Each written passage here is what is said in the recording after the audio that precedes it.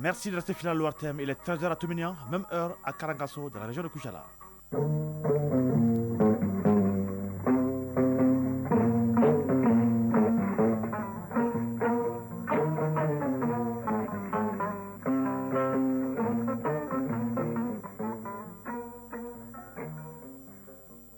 Le journal Isaac Thilou. Mesdames, Messieurs, bonjour et bienvenue à la deuxième édition du Mali Actualité. Voici les grandes lignes de cette édition. Le mois de Ramadan a commencé aujourd'hui dans notre pays, occasion pour les ministres des Affaires religieuses, du culte et des coutumes d'inviter les musulmans du Mali à la solidarité, à l'entraide et au renforcement de la cohésion sociale. Vous l'entendez dès le début de ce journal. Soutien alimentaire du Haut Conseil islamique du Mali par le président de la transition. 150 kits alimentaires ont été remis à cet effet aux représentants de l'instance suprême de l'islam au Mali. Le Premier ministre de l'administration territoriale de la décentralisation a reçu donc en audience une délégation de la société de gestion de Manantali et la société d'exploitation de Manantali et Felou, conduite par le président de la conseil d'administration de la SOGEM. Les échanges ont porté sur la construction de la deuxième ligne électricité Manantali-Bamako et la nécessité d'apporter une solution à la crise énergétique actuelle au Mali. Du sport de l'ancienne question à fin régional, Fabou Douté nous fera un cas, donc selon le cas de 3 disciplines. Il s'agit de la Fédération malienne de handball qui a lancé officiellement son projet handball à l'école.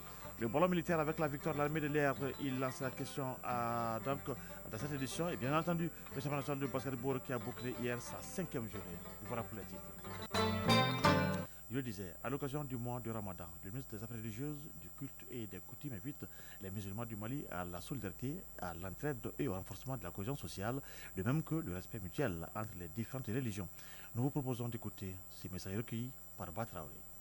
Un mois sacré, un mois béni par Allah subhanahu wa ta'ala. Un mois qui doit être considéré par l'ensemble de la population comme un mois de solidarité, de convivialité, de l'entraide et surtout de la réconciliation entre les fils et les filles de ce pays. Au nom des plus hautes autorités de notre pays, son Excellence le général d'armée Assimi Goïta et le Premier ministre général de division Abdoulaye Maïga. Je souhaite à tous et à toutes un bon mois de Ramadan. Et je souhaite à toute la population malienne qui ne sont pas aussi des musulmans un bon mois de Ramadan par la solidarité, par la citoyenneté malienne. Nous sommes au Mali, un peuple, un but, une foi. Le Mali est un pays de solidarité et d'entraide. Il y a point de différence entre les fils et les filles de ce pays. Raison pour laquelle j'appelle tout un chacun à être solidaire derrière les plus hautes autorités de notre pays et surtout à faire beaucoup de bénédictions pour notre armée. Le président de la transition a apporté un soutien alimentaire au Conseil islamique du Mali. Au total, ce sont donc 150 kits alimentaires qui ont été remis aux représentants de l'instance suprême de l'islam au Mali. Cette remise a eu lieu au siège du Haut Conseil islamique. Reportage Abdul Karim Kaba. Par cette donation, le président de la transition, général d'armée Assimi Goïta, donne le sourire aux plus démunis. Ces 150 kits sont composés de riz, de sucre, des bidons d'huile et des cartons de dattes. En assistant les fidèles musulmans dans les besoins afin qu'ils puissent mieux observer ce mois sacré, c'est contribuer à atténuer la souffrance de cette couche à Guibou Dambélé, conseiller spécial du président de la transition chargé des œuvres sociales. Pour le mois de Ramadan et puis pour le carême des chrétiens. Le président de la transition veut apporter sa solidarité et son patriotisme aux plus démunis en général, et à la communauté musulmane et à la communauté chrétienne. Partout où on passe, on donne 100 kits alimentaires composés de riz, de mil, de sucre et d'huile. Cette initiative du président de la transition, général d'armée Assimi Goïta, est le témoignage de son humanisme et de son esprit de partage. C'est pourquoi le conseiller spécial du président de la transition a, au nom du général d'armée Assimi Goïta, appelé tout le monde à la solidarité. La direction de la radio nationale informe les auditeurs qu'à raison du mois de Ramadan, le journal de 19h30 vous sera présenté à 20h30 et c'est l'unique édition du soir car le journal de 22h30 sera suspendu pendant le mois de Ramadan. La direction de la radio nationale sait compter sur votre bonne coopération et vous souhaite un bon mois de Ramadan. Audience à la primature. Le Premier ministre, ministre de l'administration territoriale et de la décentralisation, le général de division Abdoulaye Maïga a reçu ce vendredi une délégation de la société de gestion de Manantali, SOGEM, et de la société d'exploitation de Manantali et Felou, CEMAF, conduite par le président du conseil d'administration de la SOGEM. Les échanges ont porté sur la construction de la deuxième ligne d'électricité Manantali-Bamako et la nécessité d'apporter une solution à la crise énergétique actuelle au Mali. Et le Premier ministre du moins a exprimé sa détermination à apporter donc une solution à cette crise avant de saluer la SOGEM pour la solidarité. Reportage Mamarikone et Alutoui. C'est une délégation de la Société de gestion de l'énergie de Manantali SOGEM et de la Société d'exploitation de Manantali et FELU CEMAF qui est reçue par le Premier ministre, le ministre de l'administration territoriale et de la décentralisation. Et c'est le ministre de l'énergie et de l'eau d'introduire la délégation comprenant le président du conseil d'administration de la SOGEM, son directeur général et celui de la CEMAF. Boubacar Diané, ministre de l'énergie et de l'eau. La SOGEM, qui est la société de gestion des barrages de Manantali, s'occupe de la construction de la deuxième ligne qui quitte Manantali jusqu'à Bamako. Comme vous le savez, Manantali a été construite mais avec une seule ligne, ce qui fait qu'aujourd'hui nous avons des problèmes d'approvisionnement en électricité, c'est-à-dire qu'on ne peut pas recevoir la capacité voulue parce que la ligne qui est à monotherme ne permet pas d'évacuer toutes les capacités dont EDEM a besoin. D'où la construction de la seconde ligne qu'on appelle Manantali 2 qui sera construite maintenant en biterme. Donc ça veut dire qu'à terme, ce projet devait s'achever au mois de juin de l'année dernière avec quelques difficultés. Mais ils ont repris. Alors, si tout va bien, c'est au mois de juin de cette année que le projet vient à terme. Julien Sagna, président du conseil d'administration de la SOGEM. Nous avons été rassurés de cette audience puisqu'elle augure de la bonne collaboration qui existe entre la SOGEM, donc l'OMVS, et les autorités des différents États. Donc ce sont des rencontres qui nous permettent, nous, de prendre des orientations. Et en tant que dirigeants de ces sociétés qui appartiennent aux États, nous pouvons, à la suite de ces orientations-là, les mettre en œuvre et puis rendre compte aussi aux plus hautes autorités de ce qui est en train de se dérouler. Le Premier ministre a remercié la délégation de la SOGEM pour la solidarité en faveur du Mali, un pays membre de l'OMVS. Il a réaffirmé la volonté des autorités de la transition de sortir de la crise énergétique que connaît notre pays. Sur tout autre plan, parlons du FESPACO, 22 prix spéciaux attribués à 19 donateurs pour un montant total de 97 millions de francs CFA. Ces distinctions réparties en 3 catégories ont été décernées hier après-midi à ceux qui se sont distingués par la qualité de leur production lors de la 29e édition du FESPACO, Festival panafricain du cinéma et de la télévision de Ouagadougou. Parmi ces lauréats, nos compatriotes Boubacar Kagou Touré et Fossé Maïga ont remporté les prix de la catégorie documentaire long-métrage. Envoyé spécial donc à Ouagadougou, Django Konati et Fali Sidibé. Au total, 22 prix d'une valeur de 97 millions de francs CFA ont été attribués par 19 donateurs. Ces prix sont destinés à des acteurs qui se sont distingués par la qualité de leur production. À titre d'exemple, les prix de l'Assemblée législative du Burkina Faso et de l'UMOA ont été respectivement remportés par Boubacar Gakou Touré et Fousseni Maïga. Outre les trophées, ils empochent 7 millions et 6 millions de francs CFA. Boubacar Gakou Touré, lauréat. À une fierté, la réalisation du film, on a promis que si on gagne 10 francs sur le film, 5 francs ira aux paysans, aux constructions de fourrages et des puits. Donc ce prix, ce n'est pas qu'une récompense pour le réalisateur, mais ça servira aussi à réaliser ce rêve que nous avons. Fousseni Maïga, lauréat. Très heureux, très ému, très reconnaissant de voir le film Fato, un documentaire que nous avons justement réalisé pour mettre en valeur la dimension socio-économique du secteur culturel, remporter le grand prix spécial de l'UEMOA destiné au documentaire long métrage.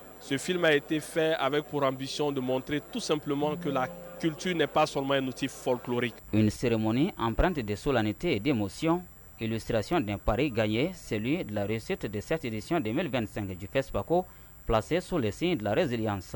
Cette étape consacrée aux prix spéciaux d'Exit, le ministre burkinabé en charge de la culture, Pengwede Gilbert Ouedraogo, est une occasion de serment renouvelé entre les acteurs du cinéma et le public, notamment les partenaires. Ce festival, ce flambeau du cinéma africain, existe grâce au soutien indéfectible de celles et ceux qui croient en la puissance de nos images, en la vérité de nos récits. Nous leur devons un hommage vibrant. Le ministre Ouedraogo de rendre hommage aux forces de défense et de sécurité et aux volontaires pour la défense de la patrie. Ainsi se referme cette page des prix spéciaux. À présent, les regards sont tournés vers la dernière étape, celle de la cérémonie de clôture qui interviendra ce samedi soir. Ouagadougou, Tchemoko Konate, Mfali Siribe pour l'ORTM. Actualité hors de nos frontières. Au Sénégal, le gouvernement a assuré hier que l'ex-président de la République, Macky Sall, sera convoqué devant la justice. L'ancien chef d'État est accusé d'être responsable des faux chiffres révélés dans un récent rapport sur les finances publiques durant son mandat. Si cette procédure judiciaire se confirme contre Macky Sall, il sera le premier ancien chef d'État sénégalais à être traduit en justice depuis l'indépendance du pays en 1960. En Côte d'Ivoire, la commission électorale indépendante a annoncé hier que la liste électorale provisoire sera publiée le 17 mars prochain dans le cadre des préparatifs des élections présidentielles. La phase du contentieux sera ouverte à partir du 22 mars prochain pour recevoir les réclamations et les observations. Et bien, par contre, les partis de l'opposition demandent une nouvelle révision de la liste électorale avant octobre prochain. En RD Congo, le secrétaire général adjoint des Nations Unies, Jean-Pierre Lacroix, était donc en visite officielle dans le Nord Kivu. Il a rencontré le jeudi dernier le Premier ministre puis le président Félix Tshisekedi au palais présidentiel. Il était aussi à Béni, dans l'Est de la République démocratique du Congo, où il a rencontré les autorités militaires de la province du Nord Kivu.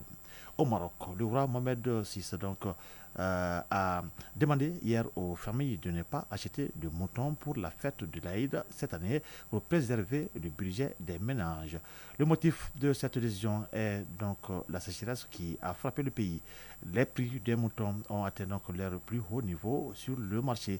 Eh bien, une mesure bien accueillie par les sociétés marocaines et a rappelé que c'est la 4e fois dans l'histoire du Maroc indépendant. Au Proche-Orient, et j'allais dire au Moyen-Orient, le premier accord, sinon la première phase de l'accord de cessez-le-feu à Gaza s'achève aujourd'hui. Eh bien, la deuxième phase commencera demain et afin de permettre le retour de 59 otages restants et de négocier la fin de la guerre à Gaza. Pour l'heure, les autorités israéliennes demandent une prolongation de la première phase et le Hamas affirme qu'il n'y aura pas de retour d'otages sans paix à Gaza. Voilà, c'est donc la fin de l'actualité internationale. Et retour à Bamako, les administrateurs de la Caisse malienne de solidarité sociale, CMS, sont réunis pour 4 sessions. Il s'agit des 32e, 33e, 23e et 24e de la structure. Sur la table de discussion si vous voulez, l'évaluation des activités réalisées, l'état d'exécution des budgets et plan d'action 2025 de la Caisse et de la délégation de gestion des assurances maladies obligatoires AMO. On en sait plus avec Sorona Kamisoko. 4 sessions du conseil d'administration de la Caisse malienne de sécurité sociale en une seule. Les 32e, 33e, 23e et 24e se tiennent ensemble. Avec une précision importante, les 2 dernières portent sur la délégation de gestion de l'assurance maladie obligatoire AMO. Dans le cadre de la mise en œuvre de ce régime, la Caisse assure le recouvrement des cotisations et leur reversement à la CANAM et bien d'autres. Assa Badjalo Touré, ministre de la Santé et du Développement social. Les activités réalisées dans le cadre de la délégation de gestion de l'AMO au titre de l'exercice 2023 ont tourné autour du traitement de 47 736 demandes de pré-immatriculation et 42 demandes de réadhésion, du recouvrement et du reversement à la CANAM d'un montant de 45 157 905 669 francs CFA, du paiement aux prestataires des soins conventionnés d'un montant de 34 895 581 806 francs CFA pour 3 965 983 feuilles de soins. Quant aux 32e et 33e sessions, elle évalue les activités réalisées par la Caisse malienne de sécurité sociale, parmi lesquelles le contrôle physique des pensionnés et la digitalisation des moyens de paiement. Pour mieux prendre en compte certaines exigences au titre de l'année 2025, la Caisse malienne de sécurité sociale se dote d'un budget conséquent. Assa Badjalo Touré, ministre de la Santé et du Développement social. Le projet de budget de la CMSS au titre de l'exercice 2025 est arrêté en recettes et en dépenses à la somme de 196 545 998 000 francs CFA, soit une augmentation de 1,25 par rapport au budget de 2024 qui était de 194 117 941 000 francs CFA. Ainsi, le projet de budget de la CMSS au titre de l'AMO pour l'exercice 2025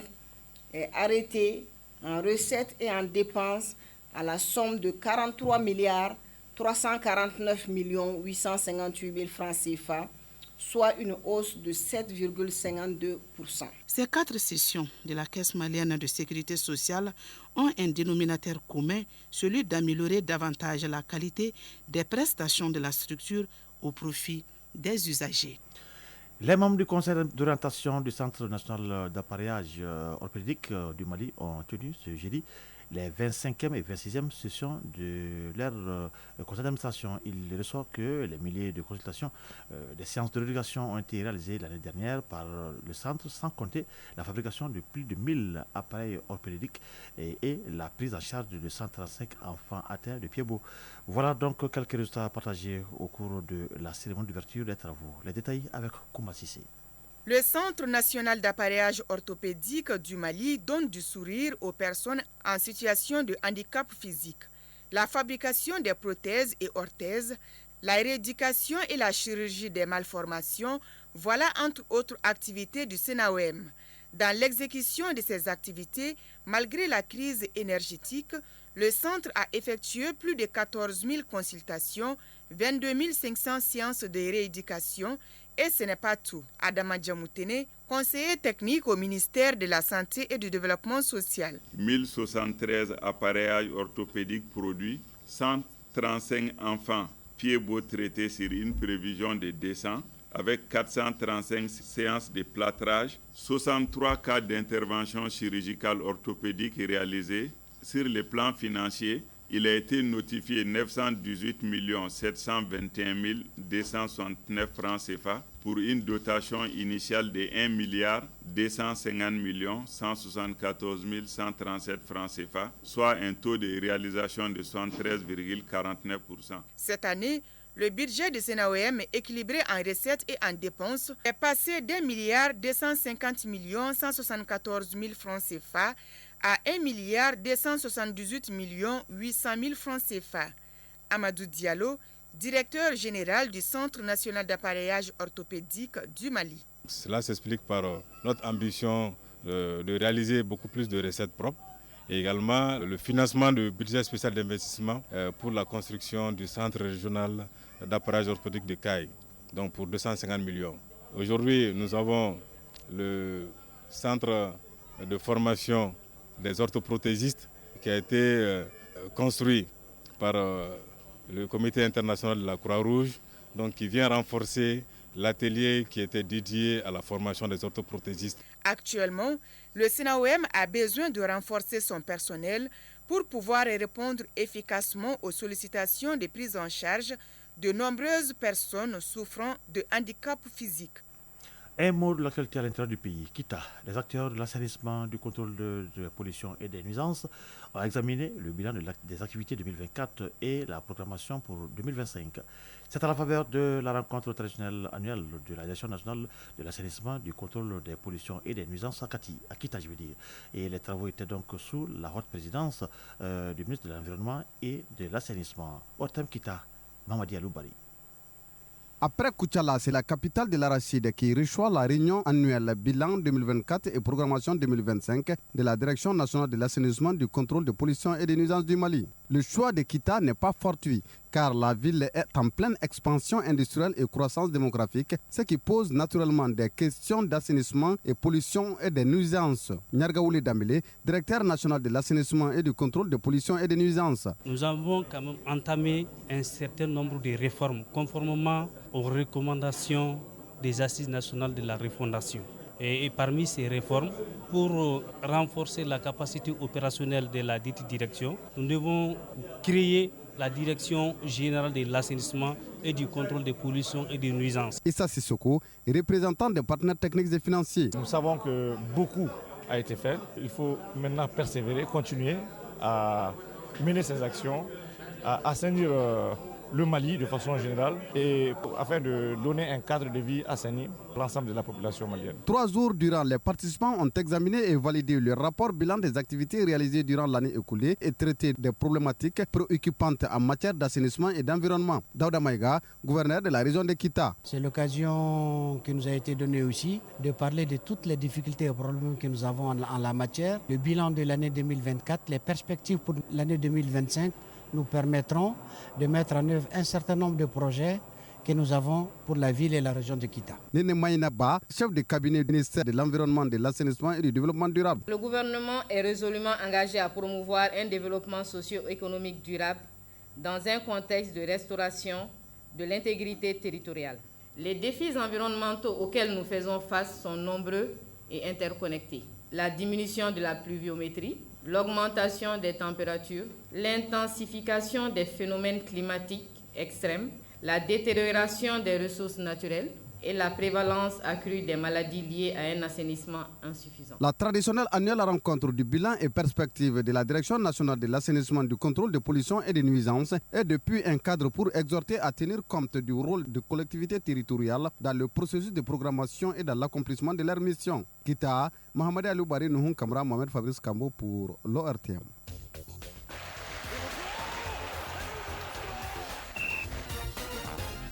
Sport. 3 disciplines sont au menu de la page sport de ce samedi. Comme vous le savez, depuis jeudi, la Fédération malienne de handball a lancé officiellement son projet handball à l'école. Aujourd'hui, le commissaire colonel Cheikh Mamadou Chérif Toungara décortique largement le bien fondé de ce projet. Le ballon militaire, c'est la question, et l'armée de l'air a remporté le championnat national du ballon militaire aux dépens de la garde nationale du Mali. En basketball, la 5e journée du championnat national a rendu son verdict hier vendredi avec 4 matchs. La synthèse de l'activité sportive avec Famoul Dourté. La 5e journée du championnat national de première division de basketball a pris fin hier vendredi. Sur le tableau masculin, le Stade Malien de Bamako a pris le meilleur sur l'USFAS 81-56. L'AS Real a battu Fossokano par 78-60. C'est la première victoire des Scorpions en championnat cette saison. L'AS Police est venu à bout du centre Mamoutou Kane CMK 53-47. Et le centre de référence de basketball de Tombouctou CRBT s'est imposé devant Atar Club de Kidal par 66-46. Chez les dames, les Scorpions de l'AS Real ont aussi signé leur premier succès de la saison en championnat lors de la 5e journée. Elles ont dominé l'AS Commune 5 de Bamako 75-46. Le Djoulubassi a largement battu le centre de référence de basketball de Tombouctou CRBT 87-31. L'AS Police a gagné contre Calaban Sport Club KSC par 76-45. Et l'USFAS s'est incliné face au Stade Malien de Bamako 56-73. On change de discipline cette fois pour parler du ballon militaire. Après 6 semaines de compétition, 11 équipes des différents états-majors et directions des services se sont affrontées sous la houlette des responsables en charge du sport dans le cadre d'un tournoi de ballon militaire. Colonel Sega Sissoko, directeur du sport militaire. On a tendance à délaisser le ballon militaire au profit du football et du basketball. Donc on s'est dit que vraiment pour